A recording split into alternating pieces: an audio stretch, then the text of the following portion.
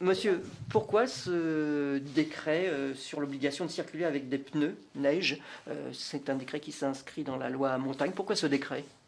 C'est d'abord une idée qui trottait dans la tête de beaucoup d'élus de montagne depuis des années, parce que depuis des années, nous avons des blocages de circulation qui sont dus systématiquement au fait que des milliers de vacanciers, notamment, mais pas que des vacanciers, également des gens de nos régions, sont bloqués sur les routes, sur les autoroutes, parce qu'ils n'ont pas d'équipements spéciaux adaptés, parce qu'ils n'ont pas de chaînes, parce qu'ils n'ont pas de pneus neige.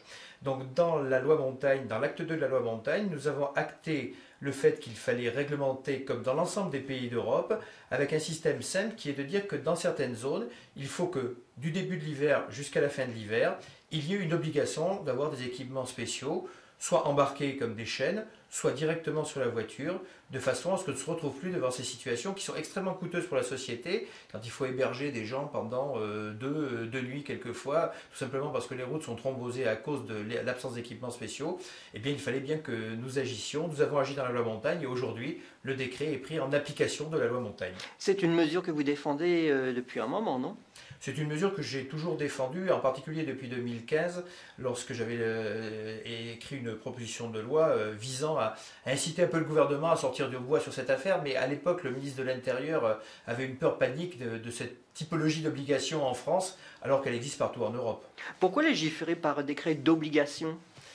Parce que peut-être que les Français sont moins raisonnables que d'autres. Les Italiens, par exemple, ont pris une loi de la même façon qui a fait en sorte que dans certaines régions et sur certains itinéraires, du 1er novembre jusqu'au 15 avril, eh bien, on peut tout simplement, mais sur avis conforme des régions, obligé au port d'équipements spéciaux. Vous sortez du périphérique de Turin, vous allez en direction des Alpes, on vous arrête à partir du 1er novembre en vous disant vous n'avez pas des pneus neige, vous n'avez rien dans votre coffre, ça n'est pas raisonnable, demi-tour, ou vous prenez une amende.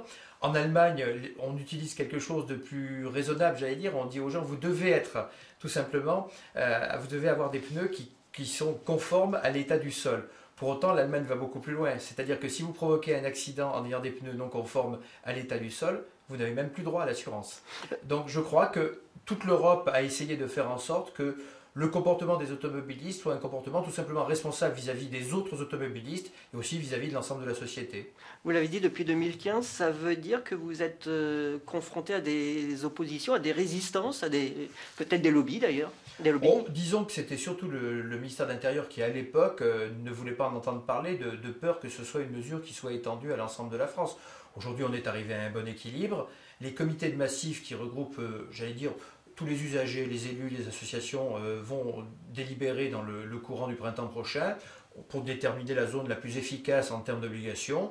Et à partir de ça, à partir du 1er novembre 2019, ça y est, les arrêtés seront pris. Et enfin, la France sera conforme, je dirais, aux pratiques européennes. Et je l'espère, nous n'aurons plus ces grands blocages sur les routes à chaque chute de neige. Ça s'appliquera sur tous les territoires de montagne? Ça s'appliquera sur tous les territoires de massifs montagneux. Et à l'intérieur de ces massifs, qui peuvent être très larges, vous savez, parce que les Alpes, c'est assez concentré sur la zone alpine. Par exemple, le massif central, ça va jusque dans l'Allier, jusqu'à Moulins, par exemple. Donc, on a des zones différentes. Donc, il appartiendra à chaque comité de massif de bien déterminer la zone qui est la zone pertinente. On ne fera pas le bonheur des gens contre eux ou à leur place. C'est à eux de déterminer la réalité de leur terrain. Les Pyrénées ne sont pas les Alpes, le massif central n'est pas les Vosges ou le Jura. Donc, c'est à eux de déterminer les zones géographiques qui seront concernées. Merci, monsieur. Merci. Ok, vous le regardez sans parler.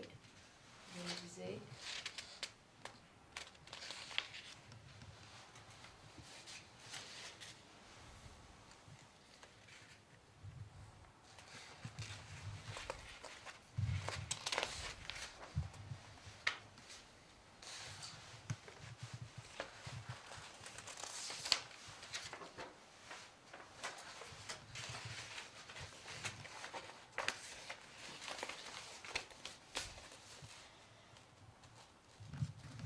Alles gut?